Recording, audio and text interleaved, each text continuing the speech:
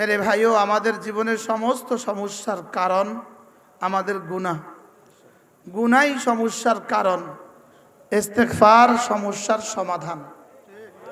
বলেন, গুনাহ সমস্যার কারণ, বলেন ইস্তেগফার সমস্যার সমাধান। তাইলে আমাদের সমস্যার কারণ আগে চিহ্নিত করা। আজকে গত শুক্রবার 21 তারিখে বাংলাদেশে যে ভয়াবহ ভূমিকম্প হয়েছে, নরসিংদী আর ঢাকার ইতিহাসে আজকে ভিন্ন হইতো। এই পর্বে রব্বে করিম আমাদেরকে হেফাজত করেছেন, নাড়াচাড়া দিয়ে বন্ধ করে দিয়েছেন। নাড়িয়েছেন কেন? নাফরমানির কারণে। আর ঘরগুলো ফেলে দেন নাই কেন? এই দেশের মাদ্রাসাগুলোতে বাচ্চাদের কোরআনী কারীমের তেলাওয়াতের কারণে।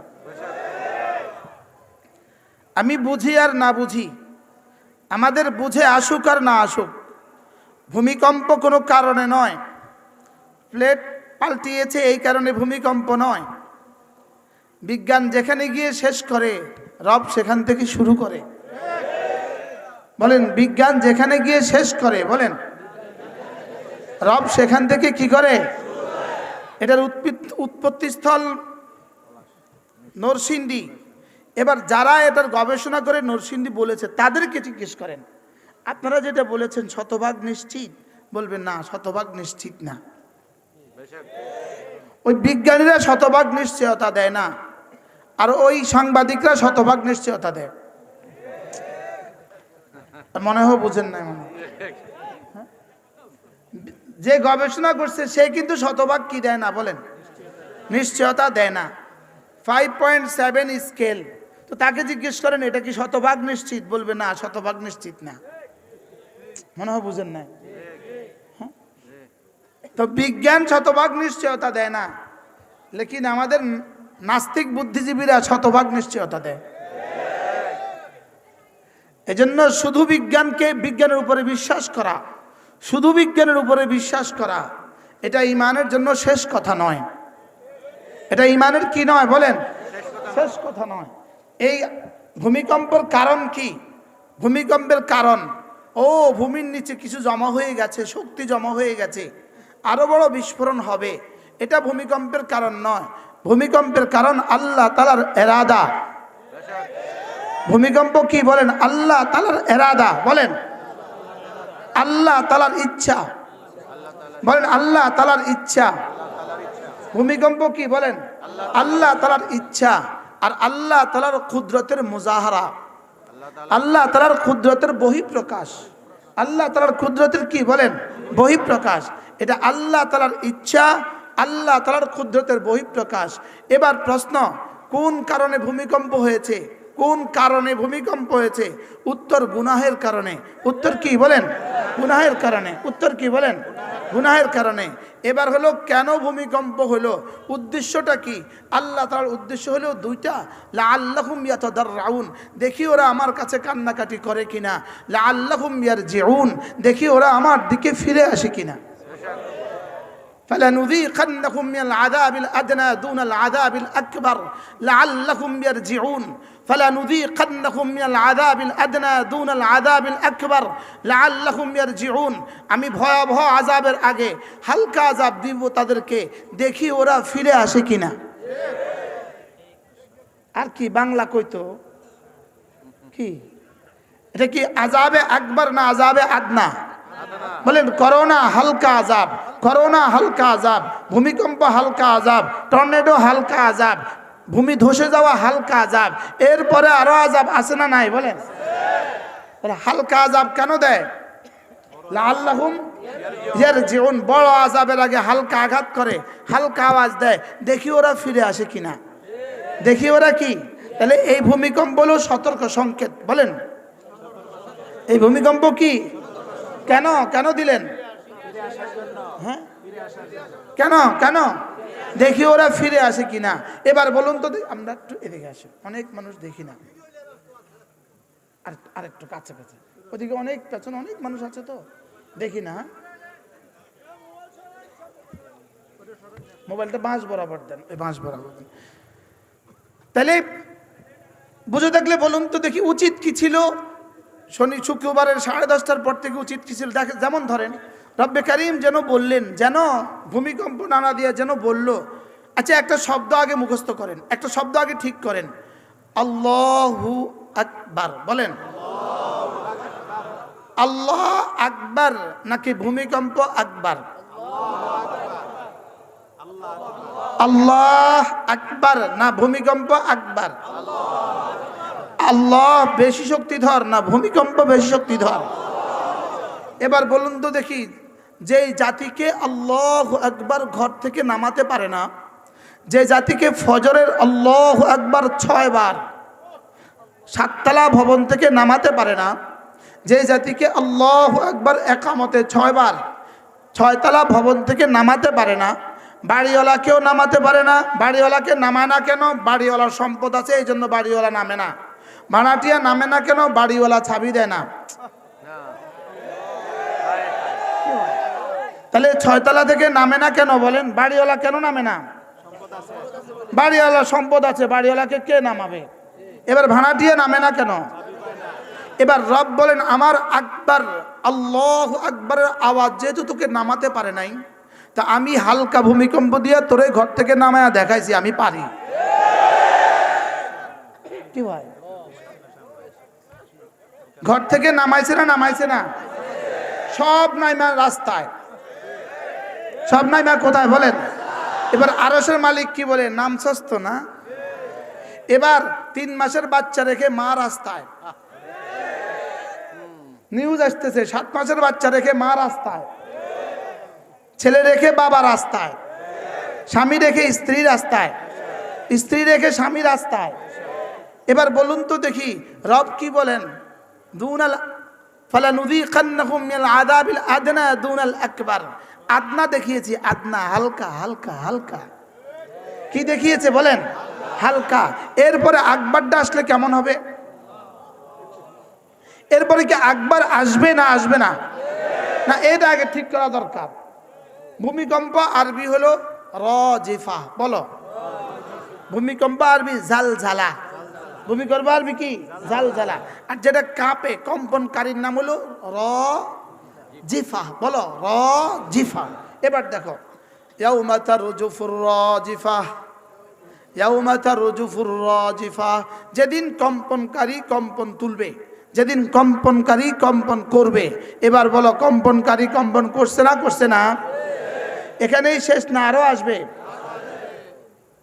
এরপরে পড়েন তাতবাউহার রাদিফা, তাতবাউহার রাদিফা।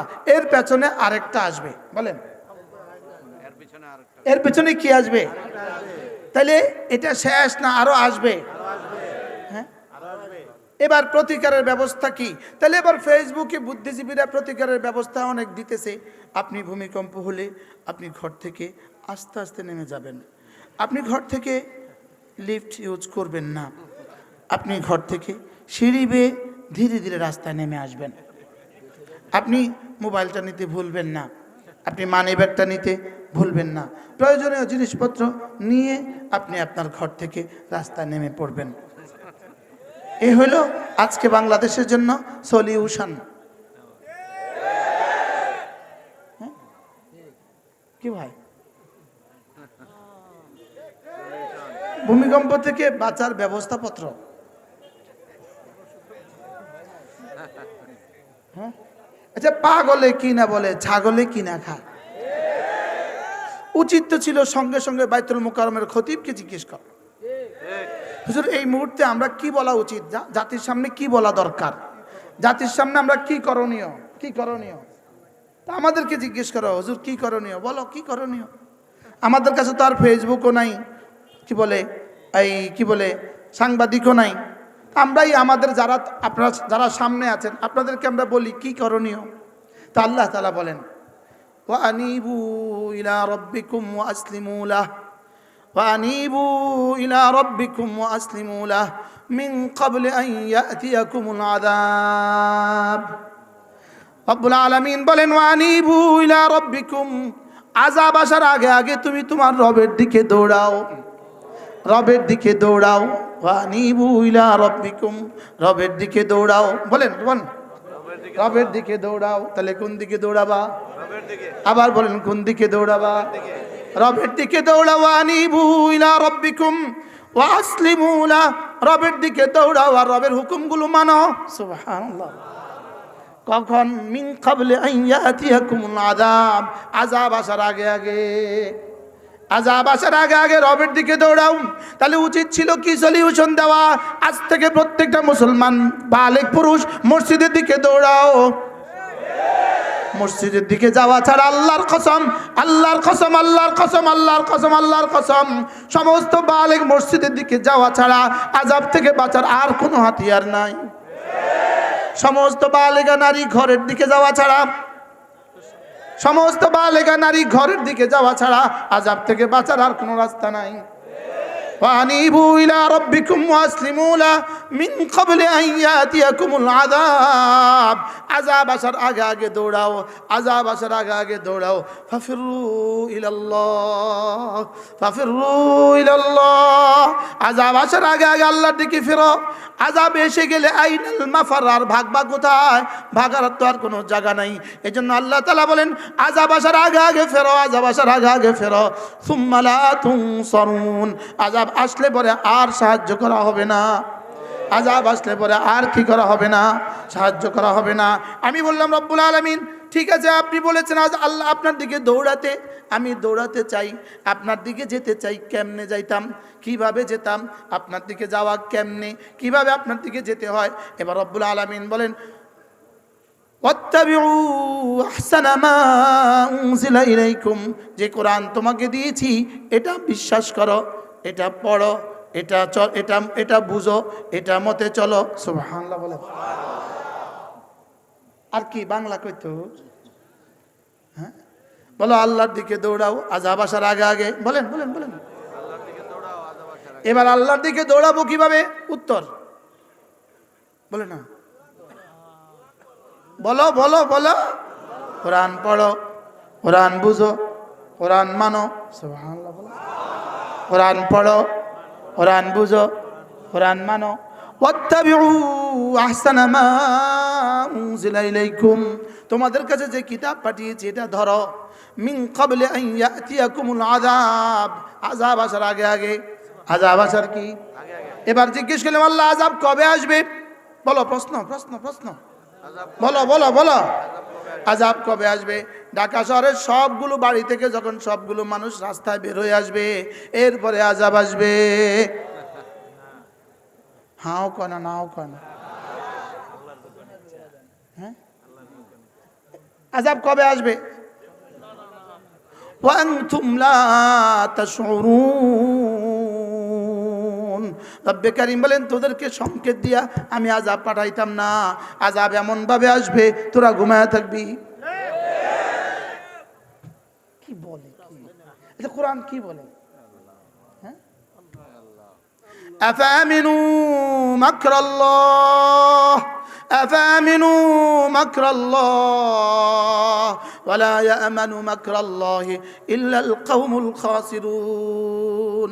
আল্লাহ তাআলা বলেন, আল্লাহর আযাব থেকে কি নিজেকে নিরাপদ ভাবছো? আল্লাহর আযাব থেকে কি নিজেকে নিরাপদ ভাবছো? আল্লাহর আযাব থেকে নিজেকে নিরাপদ ভাবতেই পারে না। ক্ষতিগ্রস্ত জাতি ছাড়া, বেঈমান ছাড়া আল্লাহর আযাব থেকে কেউ নিজেকে নিরাপদ ভাবতে পারে না। আল্লাহর আযাব থেকে কি নিজেকে কেউ নিরাপদ ভাবতে? এই হাফেজ কে আছে? হাফেজ, এটার আরো আগে দুই আয়াত পড়েন। আফামিনু মাকরাল্লাহ, এর আগে আফামিনা আহলুল কুরা, পাইছি পাইছি পাইছি পাইছি। আফামিনা আহলুল কুরা আন ইয়াতিয়াহুম বাসুনা বায়াতান ওয়া হুম নাইমুন। أفأمن أهل القرى أن يأتيهم بأسنا ضحى وهم يلعبون أفأمنوا مكر الله ولا يأمن مكر الله إلا القوم الخاسرون। আল্লাহ তাআলা বলেন, তুমি কি নিজেকে নিরাপদ ভাবছো যে তোমার উপরে রাত্রিবেলা আযাব আসবে না, অথচ তুমি বিছানায় ঘুমিয়ে থাকবা? তুমি ঘুমিয়ে থাকবা, আযাব আসবে না, তোমাকে কে বলেছে?